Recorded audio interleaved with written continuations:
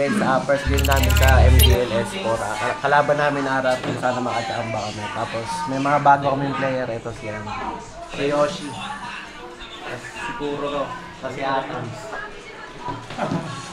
Wala mga paluyan. Kaya nila sumabay. Paluan mo ka. Ay! Ayun guys, first game namin sa RRQ. Good luck sa amin. Ano ang laban niya? RRQ. Ang masabi ko lang sa laban namin ngayon, good luck. Galingan lang natin lahat. Makikita ba kasi sa'yo? Yung kapitan ko. Makikita ka ito. Ayun, laban namin sa RRQ, week 1. Sana makachamba kami sa kanila. And guys, laban namin, first game namin RRQ.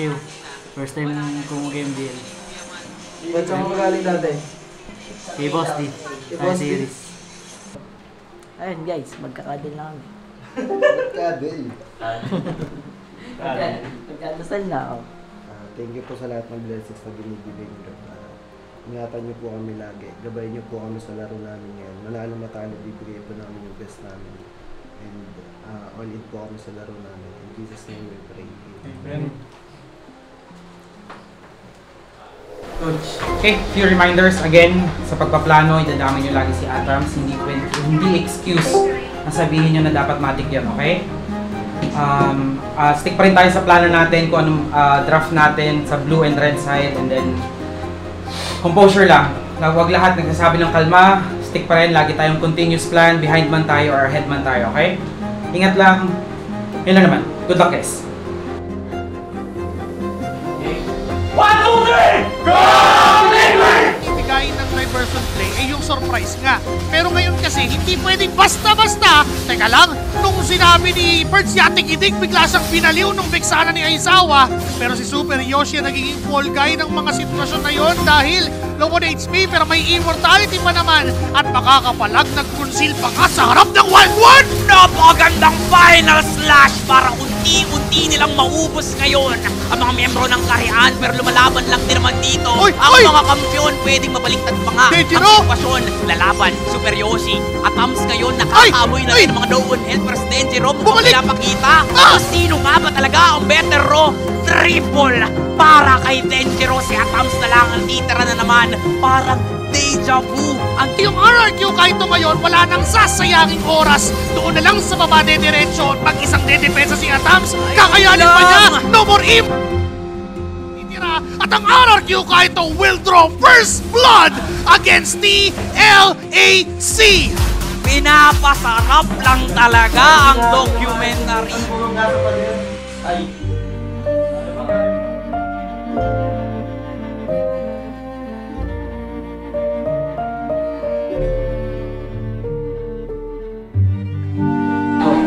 Ayun guys, muntik na yung game 1. Pero babawi sila ng game 2. Good luck guys.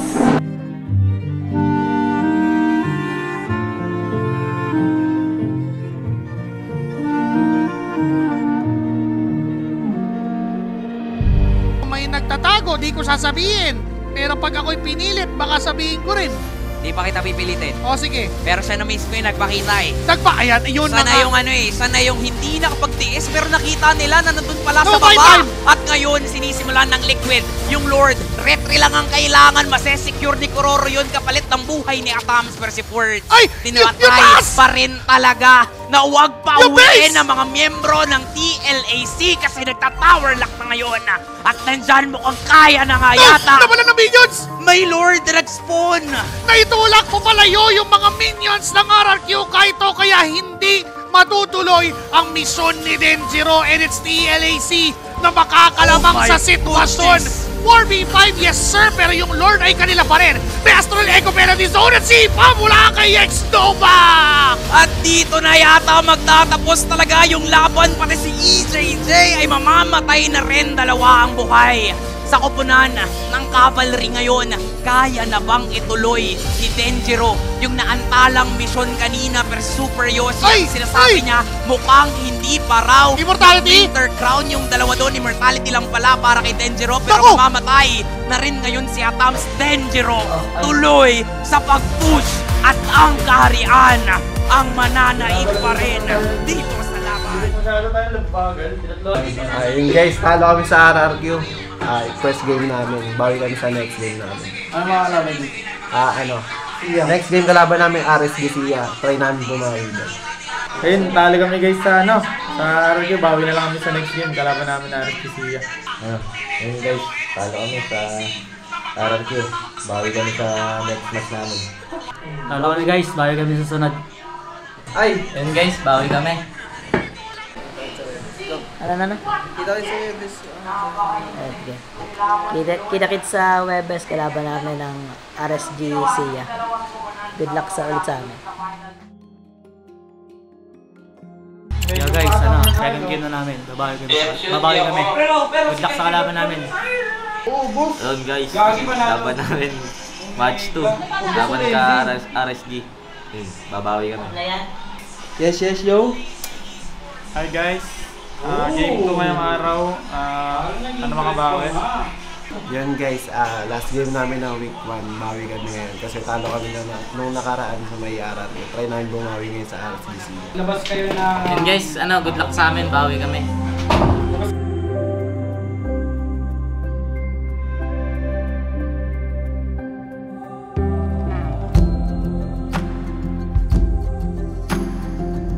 Hi game.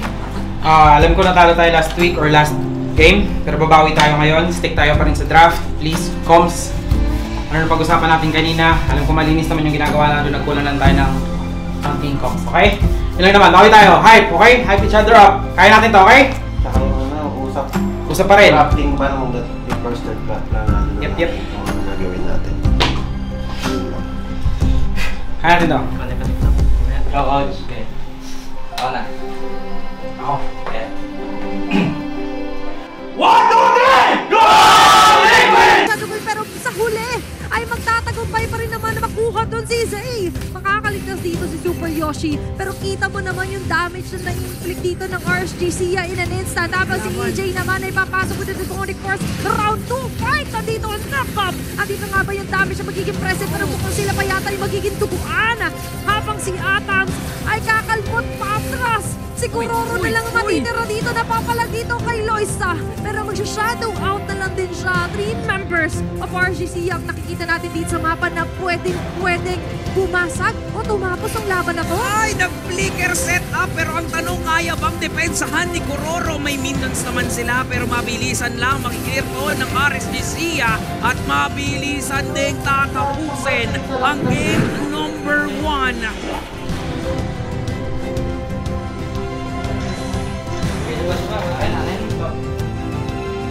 Yan guys, talo kami game 1.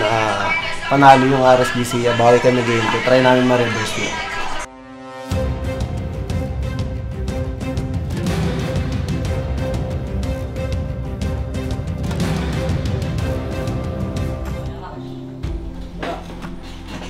Ay.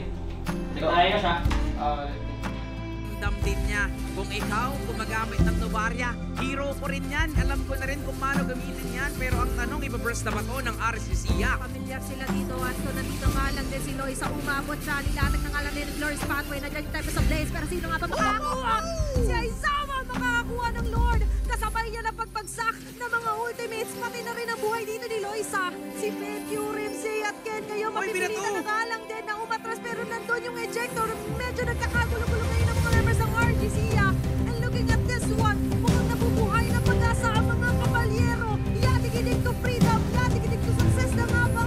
Kaya na ba talaga nilang tapusin to at of course, ang game number 3. What a crucial Lord Steal na magagaling kay Aizawa at makakatok na kaya talaga sila. Ang tanong, kaya bang dumepensa ng RSG Sia? At sila ng nakikira yung Lord ay buhay ko rin naman. Sumusunod na dito ang members ng RSG Sia pero baka yata nila kakayanin pa dahil nandito na nga nagkakatok ang mga kabalyero. Buhay ang pag-asa. Team Liquid Academy PH na secure. Game!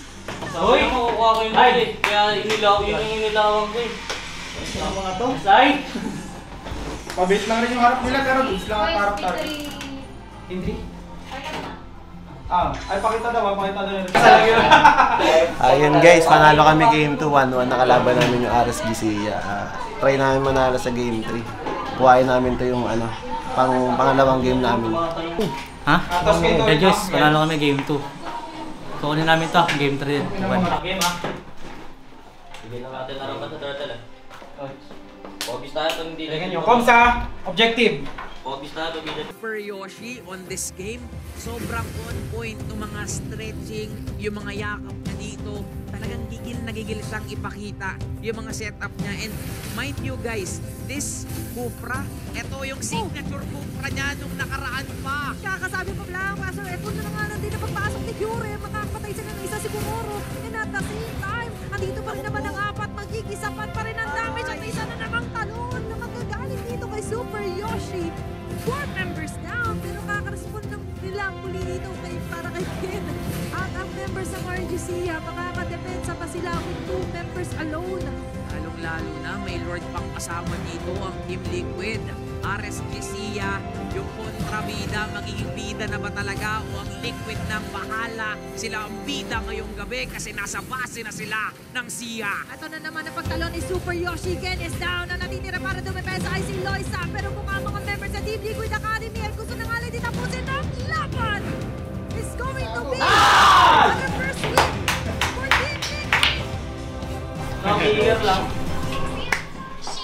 Kunti pa sila. Yan guys, panalo na RSG. Kabawi kami. Next, sana magtuloy ito. Bawi kami guys. Sa next week. Yo. Ayos ang Cobra ko, panoorin nyo na lang guys. See you next week sa mga kalaban namin yung RY Bilat ba yun? Ayun, good luck sa nila. Ano? Uy, panalo kami. Yan, nagkaroon mo Siya, sa nandiyan ba bago kami? maglapat. Ayun, good luck sa amin sa susunod na match namin next week. Yan guys, nanalo kami. 2-1. Sana exit next week ulit.